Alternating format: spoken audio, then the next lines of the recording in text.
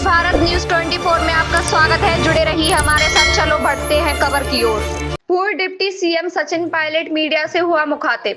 SI भर्ती परीक्षा रद्द करने के मामले पर बयान दिया कि प्रदेश की वर्तमान भाजपा सरकार का रुख स्पष्ट नहीं है।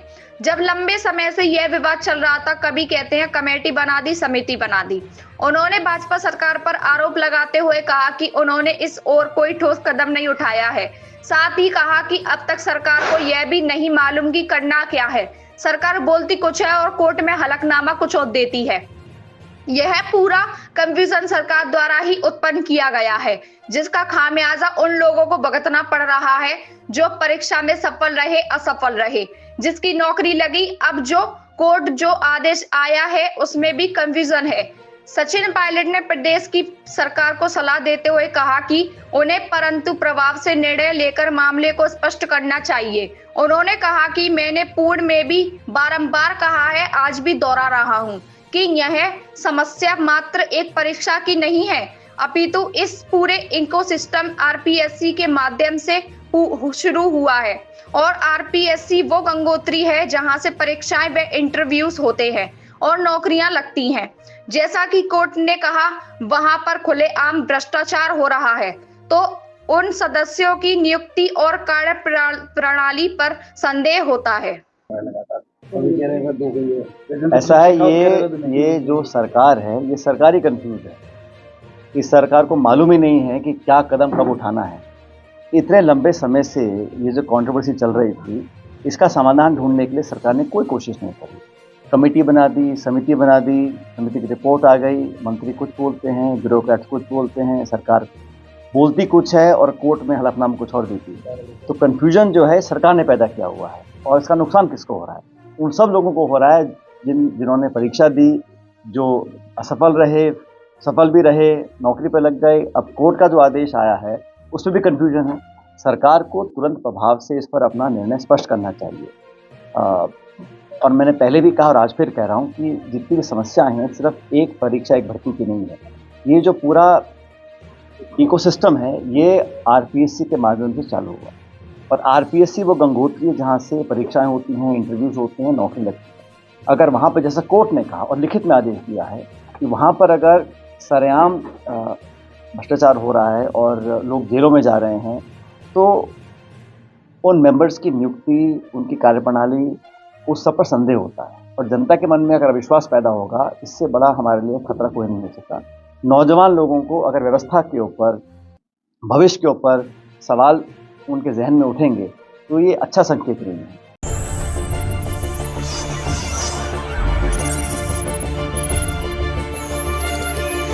डी भारत न्यूज 24 में आपका स्वागत है। जुड़े रहिए हमारे साथ। चलो बढ़ते हैं खबर की ओर। राज्य सरकार के आदेशों की खुले में धज्जियां उड़ाते नजर आए दो निजी स्कूल, शिवम आदर्श विद्यालय मंदिर एवं श्री गोविंदम कॉन्वेंट स्कूल। धौलपुर जिला मुख्यालय पर स्थित राजाखेड़ा बाईपास पर दो स्कूल राज्य सरकार के आदेशों की खुले में धज्जियां उड़ाते नजर आई। राज्य के अवकाश होने के बावजूद भी दोनों स्कूलों में धड़ल्ले से क्लासें चलाई जा रही थी। हमारे संवाददाता जब स्कूल में पहुंचे तो स्कूल स्टाफ एवं स्कूल प्रिंसिपल से बात करने की कोशिश की, तो शिवम आदर्श विद्यालय मंदिर में तो तसल्ली से बात की एवं संतोषपूर्ण जवाब दिया। वहीं श्री गोविंदम कॉन्वेंट स्कूल के स्टाफ ने एवं स्कूल प्रिंसिपल मनोज शर्मा ने हमारे संवाददाता के साथ अवगतता करने की कोशिश की। अब सवाल यह उठता है कि क्या निजी स्कूल संचालक राज्य सरकार के नियमों से हटके अपने संस्थानों का संचालन करते रहेंगे या फिर जिला प्रशासन, जिला कलेक्टर एवं जिला शिक्षा अधिकारी इन दोनों निजी संस्थानों के खिलाफ कोई ठोस कदम उठाएंगे। गौरवलता यह है कि बारिश का दौर लगातार जारी है। जब जब जरूरत पड़ी, जरूरत के हिसाब से जिला कलेक्टर ने स्कूलों की छुट्टियां आदेश जारी किए और स्कूल वाले ने उन आदेशों की पालना भी की। अब सबसे मुख्य सवाल यह है कि क्या जिला कलेक्टर से बड़ी राज्य सरकार नहीं है? क्या राज्य की अवकाश होने के बावजूद भी निजी संस्थान खुले रहेंगे? उनमें छोटे छोटे नन्हे मुन्ने बच्चों को बिठाकर क्लास चलाएंगे, पढ़ाएंगे? अगर कोई हादसा हो जाता है तो कौन जिम्मेदार होगा? अब यहाँ पर सबसे मुख्य सवाल यह भी है कि क्या प्रशासन इन दोनों बेलगाम संस्थानों के ऊपर कार्रवाई करेगी या फिर सिर्फ कारण बताओ नोटिस देकर छोड़ दिया जाएगा। विशेषकर श्री गोविंदम कॉन्वेंट स्कूल के डायरेक्टर मनोज शर्मा द्वारा हमारे संवाददाता के साथ अवगतता करते हुए बोला गया कि जो चाहे जहां शिकायत कर दो, चाहे जिस अखबार में, चाहे जिस चैनल पर चलवा दो, हम किसी से डरते नहीं, हमारा कोई कुछ नहीं बिगाड़ पाएगा। अब इसमें सवाल यह है कि संस्था प्रधान को इतना अहंकार क्यों है, या फिर उन्होंने नियम तोड़ने का ठेका ले रखा है।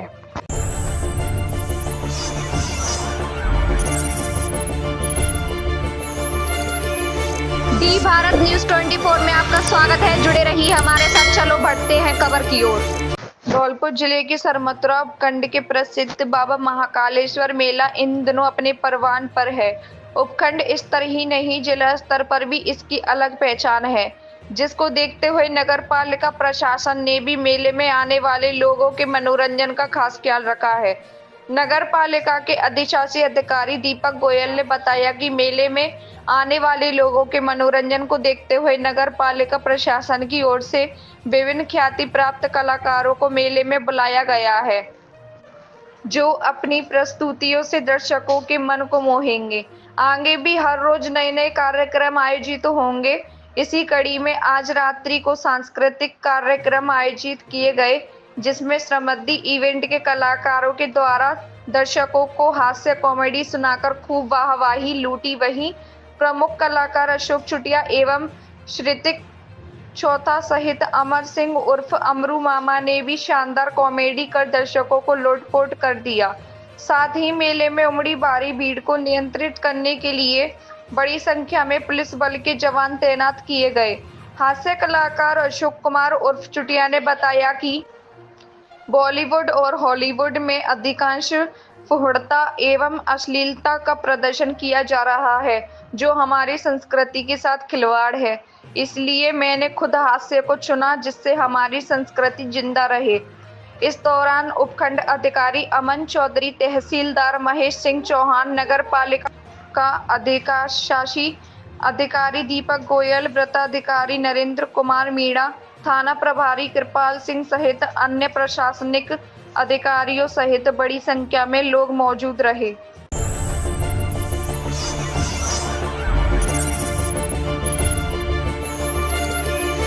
डी भारत न्यूज 24 में आपका स्वागत है। जुड़े रहिए हमारे साथ। चलो बढ़ते हैं खबर की ओर।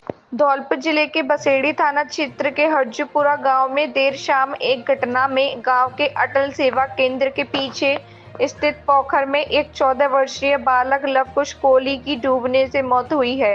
ग्रामीणों ने बताया, लवकुश अपने दोस्तों के साथ पशु चराने पोखर किनारे गए थे। बच्चे पोखर के पास खेल रहे थे। इसी दौरान लवकुश का पैर फिसल गया और पोखर में गिर गए। साथ ही बच्चों ने तुरंत परिजनों को सूचना दी। परिजनों ने ग्रामीणों को मदद से लवकुश को पोखर में बाहर निकाला गया। उसे पहले बसेड़ी अस्पताल ले जाया गया, वहां से बाड़ी सामान्य अस्पताल रेफर किया गया।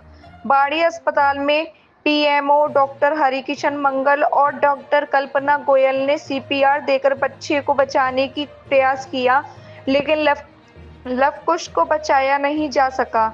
ग्रामीणों के अनुसार पत्थर मजदूर मृतक के पिता लाल सिंह के 2 बेटे थे, जिनमें लवकुश छोटा था, जो पोखर में डूबने से मौत का शिकार हो गया। रात को शव को बसेड़ी अस्पताल की मोर्चरी में रखा गया था और पोस्टमार्टम किया जाएगा। बसेड़ी पुलिस मामले की जांच कर रही है। घटना से पूरे गांव में शोक का माहौल है।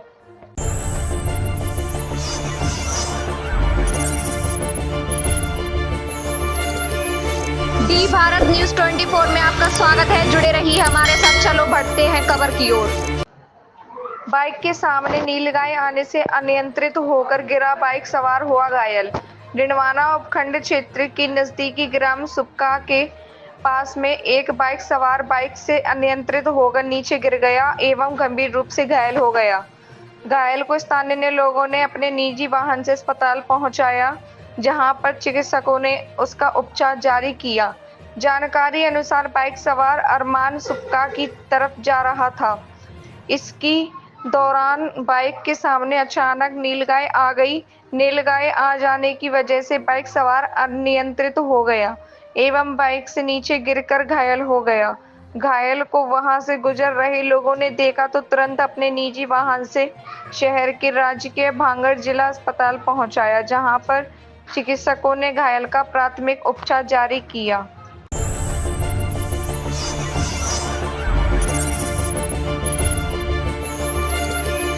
डी भारत न्यूज 24 में आपका स्वागत है। जुड़े रहिए हमारे साथ। चलो बढ़ते हैं खबर की ओर। पूज्य स्वामी परमार्थ देव जी महाराज जोधपुर पहुंचे, जहां उनका भक्तों ने एयरपोर्ट पर भव्य स्वागत किया। जोधपुर।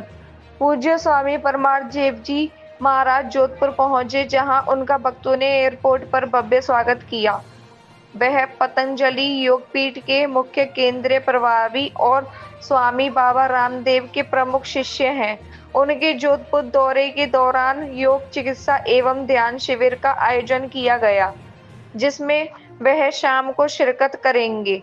स्वामी परमार्थ देव जी महाराज के बारे में पतंजलि योगपीठ की मुख्य केंद्रीय प्रभारी स्वामी परमार्थ देव जी महाराज पतंजलि योगपीठ के मुख्य केंद्रीय प्रभारी के रूप में कार्यरत हैं और स्वामी रामदेव जी के प्रमुख शिष्य हैं।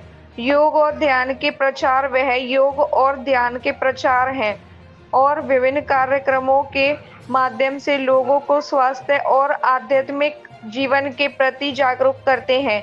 स्वामी परमार्थ देव जी महाराज के जोधपुर दौरे से शहर के लोगों को योग और ध्यान के माध्यम से स्वास्थ्य लाभ प्राप्त करने का अवसर मिलेगा।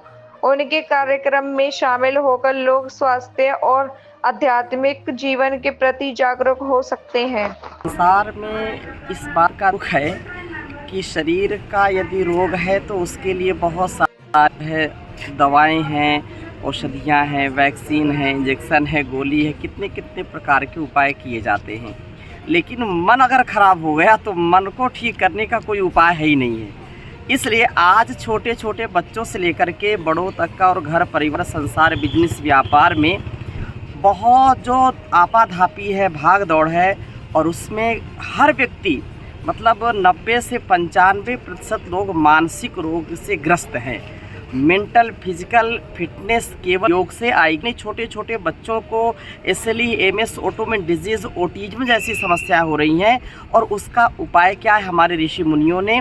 और इस समय परम पूज्य गुरुदेव जी महाराज ने, योग ऋषि स्वामी जी महाराज ने देश और दुनिया को एक ऐसा उपाय दिया है, ऐसा अमोघ अस्त्र दिया है, एक ब्रह्मास्त्र दिया है, जिससे mental physical fitness through yoga, through meditation, जो मेडिटेशन है वो सबसे बड़ी मेडिसिन है। इसलिए हमारे ऋषि मुनियों ने कहा कि ध्यानम निर्विषयम मनः।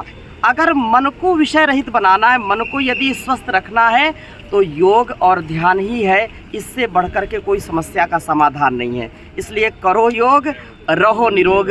इस सूर्य नगरी में जो भगवान सूर्य को भी जो है, क्योंकि योग का प्रणेता कहा जाता है और योग से ही हमारे जीवन और जगत का कल्याण होने वाला है।